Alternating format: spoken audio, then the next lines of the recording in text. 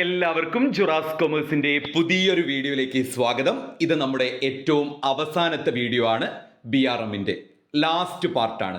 നിങ്ങൾക്ക് പാസ്സാവാനുള്ള അല്ലെങ്കിൽ കുഴപ്പമില്ലാത്തൊരു സ്കോർ നേടാൻ വേണ്ടിയിട്ടുള്ള എല്ലാ കാര്യങ്ങളും ഈ വീഡിയോ ഉൾപ്പെടെ ഇന്നലെ ആയിട്ട് അപ്ലോഡ് ചെയ്ത എല്ലാ വീഡിയോയിലും ഞാൻ പറഞ്ഞിട്ടുണ്ട്. ഡിഫറൻസസിന്റെ വീഡിയോ കാണുക, 2 മാർക്ക് സെക്ഷന്റെ വീഡിയോ കാണുക, അതുപോലെ തന്നെ കോമൺ പോയിന്റ് മൊഡ്യൂൾ 1 എഴുതാൻ സാധിക്കുന്ന കോമൺ പോയിന്റിന്റെ വീഡിയോ, മൊഡ്യൂൾ 2ഉം അതുപോലെ തന്നെ മൊഡ്യൂൾ 5ഉം ഡീറ്റെയിൽഡ് ക്ലാസ് വിട്ടിട്ടുണ്ട്. ഇതെല്ലാം കണ്ടു കഴിഞ്ഞൊരു കുട്ടിക്ക് നാളത്തെ എക്സാം കുഴപ്പമില്ലാത്ത രീതിയിൽ എഴുതാൻ പറ്റും. ഇത് നമ്മുടെ റാപ്പിഡ് റിവിഷൻ ആണ്. അതായത് അവസാന ഘട്ട ഒരു ഫൈനൽ ലാപ്പ് നമുക്കെല്ലാം ഒന്ന് ഓടിച്ചു പോകാം. ഈ വീഡിയോയിൽ പറയുന്ന എല്ലാ കാര്യങ്ങളും നിങ്ങൾക്ക് യൂസ്ഫുൾ ആയിരിക്കും. ഈ വീഡിയോയിൽ പറയുന്നതിൽ നിന്ന് 3 essay എങ്കിലും നിങ്ങൾക്ക് ചോദിക്കും എന്നാണ് എൻ്റെ ഒരു പ്രതീക്ഷ. കഴിഞ്ഞ വർഷം ഞാൻ ഇതുപോലെ essay ടോപ്പിക്കുകളെല്ലാം തന്നെ ഇട്ടപ്പോൾ അതിന്ന് 3 എണ്ണം ചോദിച്ചിട്ടുണ്ടായിരുന്നു. കുറഞ്ഞത് 3 എണ്ണം അതേപോലെ തന്നെ ചോദിക്കുമെന്ന് വിചാരിക്കുന്നു. സ്കിപ്പ് ചെയ്യാതെ നമുക്കൊന്ന് ഓടിച്ചു പോയി നോക്കാം. പോയിന്റ്സ് എല്ലാം നോട്ട് ചെയ്ത് വെച്ച്, ടൈം ഇല്ല എന്നറിയാം, നാളെ മോർണിംഗ് എക്സാം ആണ്. എന്നാലും നിങ്ങളുള്ള സമയത്ത് ഈ essay പഠിച്ച കാര്യമൊക്കെ ഒന്ന് റിവൈൻഡ് ചെയ്ത് ഈ essay ഒക്കെ ഒന്ന് ഉറപ്പ് വരുത്തിയിട്ട് എക്സാമിന് പോവുക. ആദ്യം തന്നെ what is research, explain types of research. Research എന്ന് പറഞ്ഞു കഴിഞ്ഞാൽ in-depth study about a particular topic with scientific method. ശാസ്ത്രീയമായ മെത്തേഡുകൾ അവലംബിച്ചുകൊണ്ട് ഒരു കാര്യത്തെക്കുറിച്ച് നമ്മൾ ഇൻഡെപ്ത് ആയിട്ട് ആഴത്തിൽ പഠിക്കുന്നതിനെയാണ് റിസർച്ച് എന്ന് പറയുന്നത്. ഇപ്പൊ റിസർച്ച് എന്ന് പറഞ്ഞാൽ ഒരു ഇൻഡെപ്ത് സ്റ്റഡിയാണ് അബൌട്ട് എ പെർട്ടിക്കുലർ ടോപ്പിക്, ഒരു പ്രത്യേക ടോപ്പിക്കിനെ കുറിച്ച് വിത്ത് സയന്റിഫിക് മെത്തേഡ് യൂസ് ചെയ്തുകൊണ്ട്. ഇനി റിസർച്ചിന്റെ types: fundamental research, applied research, experimental research, exploratory research, empirical research, descriptive research, quantitative and qualitative research. ഒന്നും പഠിക്കാൻ പറ്റാത്തവരാണെങ്കിൽ, ലാസ്റ്റ് മൊമെന്റ് വീഡിയോ കാണുന്നവരാണെങ്കിൽ അറ്റ്ലീസ്റ്റ് ആ 8 ടൈപ്പ് ഓഫ് റിസർച്ചിന്റെ പേരെങ്കിലും നിങ്ങൾ പേപ്പറിൽ എഴുതി പഠിച്ചു വെച്ചോ. കാരണം അത് essay ചോദിച്ചാൽ ആ പേരെങ്കിലും എഴുതി നിങ്ങൾക്ക് ഓൺ വേർഡ്സിൽ എന്തെങ്കിലും എക്സ്പ്ലനേഷൻ കൊടുത്താൽ സ്കോർ ചെയ്യാവുന്നതേ ഉള്ളൂ. കുറഞ്ഞതൊരു 5 മാർക്കെങ്കിലും. ചിലപ്പോൾ ആ 5 മാർക്കായിരിക്കും നിങ്ങളുടെ P ഗ്രേഡ് ഡിറ്റർമൈൻ ചെയ്യുന്നത്. P ഗ്രേഡിലേക്ക് എത്താൻ ഒരു 5ഓ 4ഓ മാർക്കേ വേണ്ടി വരുള്ളൂ. ചിലപ്പോൾ അതായിരിക്കും നിങ്ങൾക്ക് കിട്ടാൻ പോകുന്നത്. അതുകൊണ്ട് നിങ്ങൾ എന്ത് ചെയ്യുക, ടൈപ്സ് ഓഫ് റിസർച്ചിന്റെ പേരെങ്കിലും. ഫണ്ടമെന്റൽ റിസർച്ച് നമുക്കറിയാം. It is a type of research that focuses to understand basic principles and theories. Fundamental research, pure research എന്നും അറിയപ്പെടുന്നുണ്ട്. രണ്ടാമത്തേതാണ് അപ്ലൈഡ് റിസർച്ച്. അതൊരു പ്രാക്ടിക്കൽ പ്രോബ്ലത്തിന് സൊല്യൂഷൻ ആണ് ഫോക്കസ് ചെയ്യുന്നത്. മൂന്നാമത്തേത് എക്സ്പെരിമെന്റൽ റിസർച്ച് ആണ്. ഞാൻ കൂടുതൽ എക്സ്പ്ലനേഷൻ കൊടുക്കുന്നില്ല. ജസ്റ്റ് ആ ക്വസ്റ്റ്യൻസ്, essay ക്വസ്റ്റ്യൻസ് ഒന്ന് പരിചയപ്പെടുത്തി പോകുന്നേ ഉള്ളൂ. നിങ്ങൾ ആ പോയിന്റ്സ് നോട്ട് ചെയ്ത് പഠിക്കണം. അപ്ലൈഡ് റിസർച്ച് എന്ന് പറഞ്ഞു കഴിഞ്ഞാൽ പ്രാക്ടിക്കൽ പ്രോബ്ലത്തിന് സൊല്യൂഷൻ ഫോക്കസ് ചെയ്യുന്ന റിസർച്ച് ആണ്. അടുത്തതാണ് എക്സ്പെരിമെന്റൽ റിസർച്ച്. എക്സ്പെരിമെന്റൽ റിസർച്ച് എന്ന് പറഞ്ഞു കഴിഞ്ഞാൽ it focuses on cause and effect relationship. Cause and effect relationship ആണ് എക്സ്പെരിമെന്റൽ റിസർച്ച് ഫോക്കസ് ചെയ്യുന്നത്. ദെൻ എക്സ്പ്ലോറേറ്ററി റിസർച്ച്, പുതിയ ഐഡിയ ഡിസ്കവർ ചെയ്യുന്ന റിസർച്ച് ആണ് എക്സ്പ്ലോറേറ്ററി റിസർച്ച്. എംപിരിക്കൽ റിസർച്ച്, ഒബ്സർവേഷനിലൂടെയും എക്സ്പെരിമെന്റേഷനിലൂടെയും ഡാറ്റ കളക്ട് ചെയ്ത് ഒരു കൺക്ലൂഷൻ ഡ്രോ ചെയ്യുന്ന റിസർച്ച് ആണ് എംപിരിക്കൽ റിസർച്ച്. ഡിസ്ക്രിപ്റ്റീവ് റിസർച്ച് എന്ന് പറഞ്ഞു കഴിഞ്ഞാൽ ഒരു ക്യാരക്ടറിസ്റ്റിക്സിനെ അല്ലെങ്കിൽ ഒരു ട്രെൻഡിനെ, ഒരു സിറ്റുവേഷനെ ഡിസ്ക്രൈബ് ചെയ്യുന്ന റിസർച്ചിനെയാണ് ഡിസ്ക്രിപ്റ്റീവ് റിസർച്ച് എന്ന് പറയുന്നത്. അടുത്തതാണ് ക്വാണ്ടിറ്റേറ്റീവ് റിസർച്ച്. ക്വാണ്ടിറ്റേറ്റീവ് റിസർച്ച് എന്ന് പറഞ്ഞു കഴിഞ്ഞാൽ അത് ന്യൂമറിക്കൽ ഡാറ്റയാണ് അവിടെ അനലൈസ് ചെയ്യുന്നത്. ക്വാളിറ്റേറ്റീവ് റിസർച്ച് നോൺ ന്യൂമറിക്കൽ ഡാറ്റയാണ് അനലൈസ് ചെയ്യുന്നത് അല്ലെങ്കിൽ റിസർച്ച് ചെയ്യുന്നത്. രണ്ടാമത് നിങ്ങൾ പഠിച്ചു വെക്കേണ്ട essay ആണ് explain different steps involved in research. റിസർച്ചിന്റെ സ്റ്റെപ്പ് മാറിപ്പോവരുത്. റിസർച്ചിന് വേറെയാണ്, റിസർച്ച് ഡിസൈനിന് വേറെയാണ്. പരസ്പരം കുട്ടികൾക്ക് മാറിപ്പോവാറുണ്ട്. റിസർച്ചിന്റെ പ്രോസസ്സും ഉണ്ട്, റിസർച്ച് ഡിസൈനിന്റെ പ്രോസസ്സും ഉണ്ട്. അപ്പോൾ ഇവിടെ റിസർച്ചിന്റെ പ്രോസസ് അല്ലെങ്കിൽ സ്റ്റേജസ് ആണ്. അപ്പൊ ആദ്യം റിസർച്ച് എന്താണെന്ന് എഴുതുക. അതിന്റെ സ്റ്റേജസ് ഞാൻ ഇവിടെ കൊടുത്തിട്ടുണ്ട്. Tentative selection of a problem, problem select ചെയ്യുക. Initial survey of literature, finalising research problem, extensive literature survey, hypothesis testing നടത്തുക, റിസർച്ച് ഡിസൈൻ പ്രിപ്പയർ ചെയ്യുക, സാമ്പിൾ ഡിസൈൻ പ്രിപ്പയർ ചെയ്യുക, ഡാറ്റ കളക്ഷൻ, പ്രോജക്റ്റ് എക്സിക്യൂട്ട് ചെയ്യുക, ഡാറ്റ അനലൈസ് ചെയ്യുക, hypothesis test ചെയ്യുക, എന്നിട്ട് നമ്മളൊരു ഇന്റർപ്രിട്ടേഷനിലേക്ക് എത്തുക, ഫൈനലി റിസർച്ച് റിപ്പോർട്ട് പ്രിപ്പയർ ചെയ്യുക. അപ്പൊ ഇത് മറക്കാതെ പഠിച്ചു വെക്കുക. ഞാനിത് പറയുന്നല്ലോ, ഡീറ്റെയിൽഡ് ആയിട്ട് ഞാൻ ക്ലാസ് എടുക്കുന്നില്ല. ഇപ്പോൾ ഇത് ലാസ്റ്റ് മൊമെന്റ് വീഡിയോ ആണ്. ഇതൊന്ന് ഉറപ്പ് വരുത്തുക ഈ എസ് എ പഠിച്ചിട്ടുണ്ട് എന്ന്. അപ്പൊ 2 എസ് എ, റിസർച്ചിന്റെ ടൈപ്പും റിസർച്ചിന്റെ പ്രോസസ്സും, ഇതിൽ ഏതെങ്കിലും ഒന്ന് ചോദിക്കാൻ സാധ്യതയുണ്ട്. അപ്പൊ നമ്മൾ അത് രണ്ടും പഠിച്ചു. അടുത്തത് 3ാമത്തെ എസ് എ ആണ്. ഇതെല്ലാം ഞാൻ റിസർച്ച് ഡിസൈനിന്റെ ക്ലാസ്സിൽ ഡീറ്റെയിൽഡ് ആയിട്ട് എടുത്തു തന്നു. Define research design and explain need for research design. എന്താണെന്ന് റിസർച്ച് ഡിസൈനിനെ ഡിഫൈൻ ചെയ്യാനും അതിൻ്റെ നീഡ് എന്താണെന്നുമാണ്. ഓൾറെഡി ഞാൻ പറഞ്ഞു, ഇത് കഴിഞ്ഞ വർഷം ചോദിച്ചതാണ്, റിപ്പീറ്റ് ചെയ്ത് ചോദിക്കാൻ സാധ്യതയുണ്ട്. റിസർച്ച് ഡിസൈൻ എന്ന് പറഞ്ഞു കഴിഞ്ഞാൽ it is a systematic planning of research. റിസർച്ചിൻ്റെ ഒരു പ്ലാനിങ് ആണ്. ഒരു റിസർച്ചർ എന്തെല്ലാം ആ റിസർച്ചിൻ്റെ ഭാഗമായിട്ട് ചെയ്യണമെന്നുള്ള ഒരു പ്ലാനിങ്ങിനെയാണ് റിസർച്ച് ഡിസൈൻ എന്ന് പറയുന്നത്. ഒരുപാട് വീഡിയോയിൽ പറഞ്ഞു, 2 മാർക്കിലും റിസർച്ച് ഡിസൈനിൻ്റെ മൊഡ്യൂൾ ഡിസ്കസ് ചെയ്തപ്പോഴൊക്കെ it is the overall blueprint of a research study. റിസർച്ചിൻ്റെ ഒരു ഓവറോൾ ബ്ലൂ പ്രിന്റ് ആണ്. ഓവറോൾ ബ്ലൂ പ്രിന്റ് എന്തൊക്കെ ആ റിസർച്ചിലൂടെ ചെയ്യണം. അതുപോലെ തന്നെ it is a framework used to conduct a research study. ഒരു റിസർച്ച് കണ്ടക്ട് ചെയ്യുന്നതിൻ്റെ ഫ്രെയിം വർക്ക് കൂടെയാണ് റിസർച്ച് ഡിസൈൻ എന്ന് പറയുന്നത്. ഇപ്പൊ റിസർച്ച് ഡിസൈൻ എന്ന് പറഞ്ഞാൽ it is a systematic planning of research. റിസർച്ചിൻ്റെ ഒരു സിസ്റ്റമാറ്റിക് പ്ലാനിങ് ആണ്. Overall blueprint of a research study. ഒരു റിസർച്ച് സ്റ്റഡിയുടെ ഓവറോൾ ബ്ലൂ പ്രിന്റ് ആണ്. അതൊരു ഫ്രെയിം വർക്കാണ്. ഇനി റിസർച്ച് ഡിസൈൻ്റെ നീഡ്, പർപ്പസ്, ഇമ്പോർട്ടൻസ് ഒക്കെ പറഞ്ഞാൽ provide clear definition, ensure validity, ensure reliability, identify variables, control bias, guides the data collection, ensure research quality, enhances generalizability, define scope, establishes methodology, save time, save cost, increases credibility, ensure research quality. നമുക്കറിയാം, research design നടത്തി കഴിഞ്ഞാൽ, research design എന്ന് പറഞ്ഞാൽ എന്താ, എന്തൊക്കെയാണ് റിസർച്ചിന്റെ ഭാഗമായിട്ട് ചെയ്യേണ്ടത് എന്ന് മുൻകൂട്ടി പ്ലാൻ ചെയ്യുക. അങ്ങനെ പ്ലാൻ ചെയ്താൽ നമുക്ക് ടൈം ലാഭിക്കാം, അതുപോലെ തന്നെ കോസ്റ്റ് ലാഭിക്കാം, ക്രെഡിബിലിറ്റി വർദ്ധിക്കും, റിസർച്ചിന്റെ ക്വാളിറ്റി വർദ്ധിക്കും. അങ്ങനെയുള്ള കാര്യങ്ങളാണ് റിസർച്ച് ഡിസൈനിന്റെ നീഡ്. പോകാം, നമുക്ക് 4ാമത്തെ എസ് എ ആണ്. Define research design, explain content of research design. അപ്പോൾ റിസർച്ച് ഡിസൈൻ എന്താണെന്ന് ആദ്യം കൊടുക്കുക. എനിക്ക് തോന്നുന്നു ആദ്യം നിങ്ങൾക്ക് റിസർച്ച് എന്താണെന്ന് കൊടുക്കാം, എന്നിട്ട് റിസർച്ച് ഡിസൈൻ എന്താണെന്ന് കൊടുക്കുക. അതിൻ്റെ കോണ്ടന്റ് ആണ്, അല്ലെങ്കിൽ അതിൻ്റെ സ്റ്റെപ്സ്, സ്റ്റേജസ്, പ്രോസസ് ഒക്കെ ചോദിച്ചാൽ ഐഡന്റിഫിക്കേഷൻ ഓഫ് റിസർച്ച് പ്രോബ്ലം, അതുപോലെ തന്നെ identify the research gap, then source of information, nature of study, setting objective of studying and hypothesis, then geographical area to be covered, socio-cultural context of the study, identify the variables, period of study, dimension of study, bias for selecting data, technique of study, the control of error. പഠിക്കാൻ പ്രയാസമാണ്, ഓർമ്മയിൽ നിൽക്കില്ല, പക്ഷെ എന്നാലും പഠിച്ചേ പറ്റുള്ളൂ. ഇതൊക്കെ ചോദിക്കാറുണ്ട്. അടുത്തതാണ് റിസർച്ച് ഡിസൈനിന്റെ ടൈപ്സ്. അപ്പോഴും റിസർച്ച് എന്താണെന്ന് എഴുതുക, റിസർച്ച് ഡിസൈൻ എന്താണെന്ന് എഴുതുക, എന്നിട്ട് ഈ ടൈപ്സ് എഴുതുക, എന്നിട്ട് ഓരോന്നിനും എക്സ്പ്ലനേഷൻ കൊടുക്കുക. Exploratory research design, causal research design, descriptive research design, correlational research design, semi experimental research design, experimental research design. ഇതൊക്കെയാണ് പ്രധാനപ്പെട്ട റിസർച്ച് ഡിസൈൻ.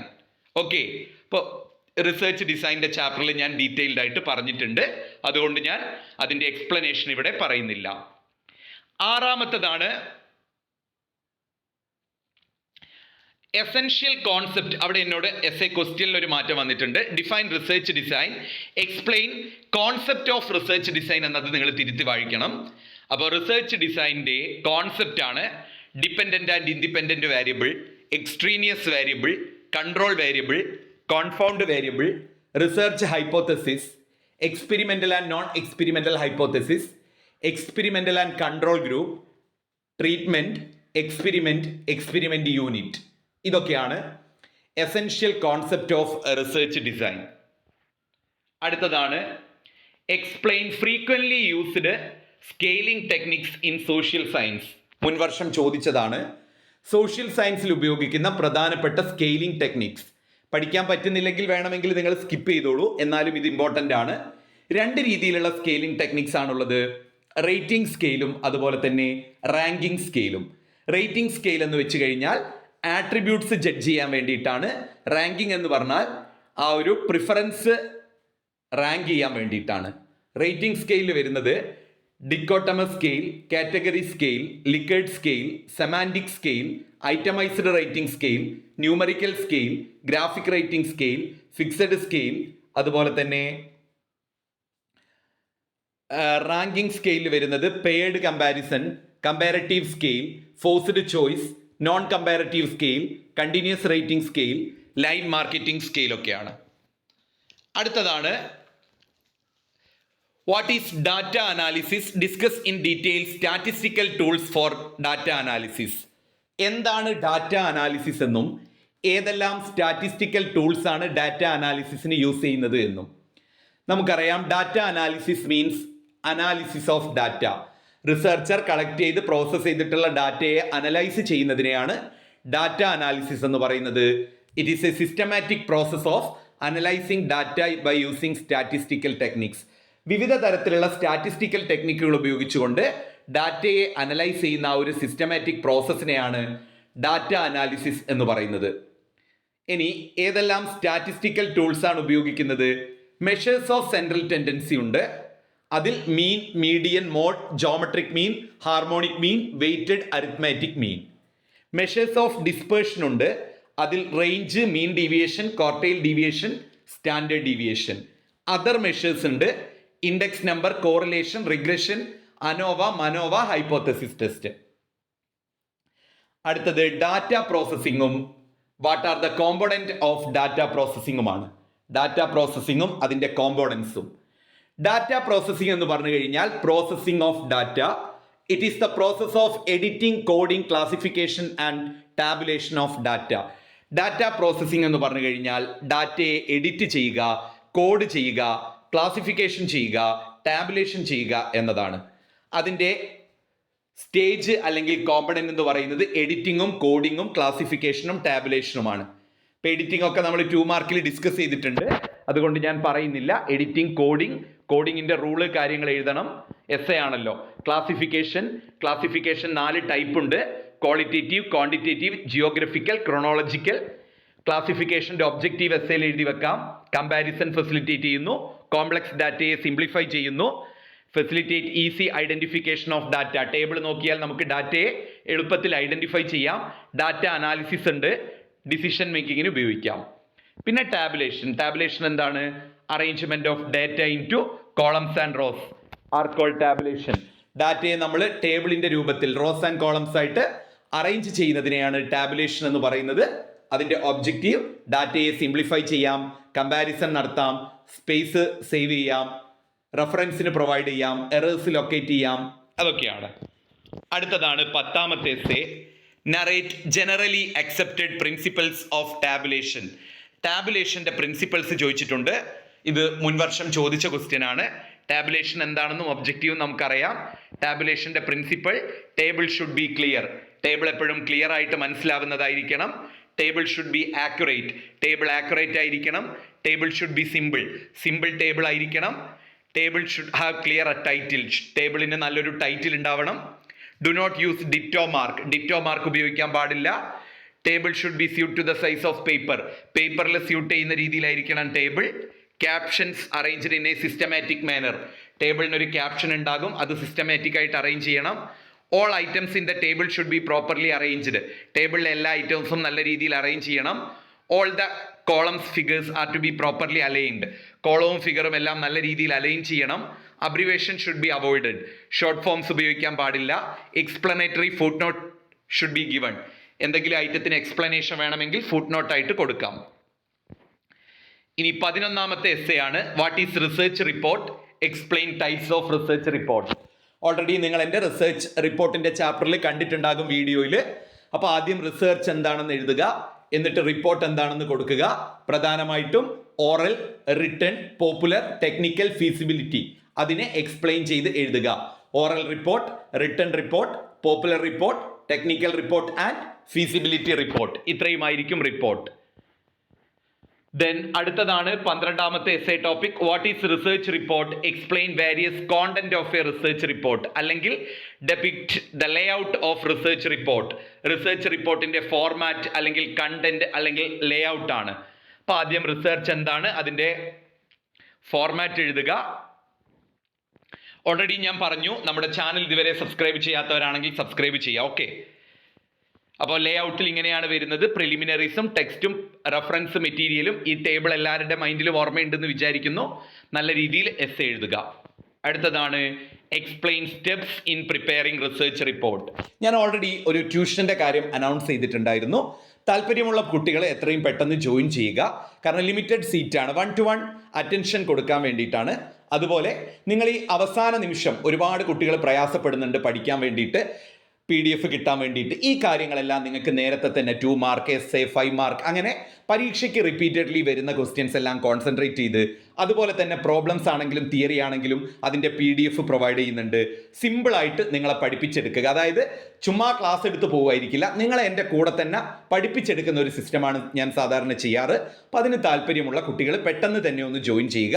കാരണം എന്താണെന്ന് വെച്ചാൽ 8-ാം തീയതിയാണ് നമ്മുടെ ക്ലാസ് തുടങ്ങുന്നത്. അപ്പോൾ അതിന് മുമ്പ് തന്നെ എനിക്ക് ബാക്കി കാര്യങ്ങളെല്ലാം സെറ്റ് ചെയ്യാനുണ്ട്.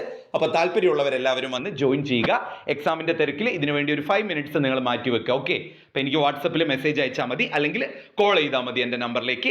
ഡീറ്റെയിൽസും കാര്യങ്ങളും ഞാൻ തരും. നമുക്ക് 8-ാം തീയതി ക്ലാസ് ആരംഭിക്കണം. ലിമിറ്റഡ് അഡ്മിഷൻസ് മാത്രമേ ഞാൻ എടുക്കുന്നുള്ളൂ.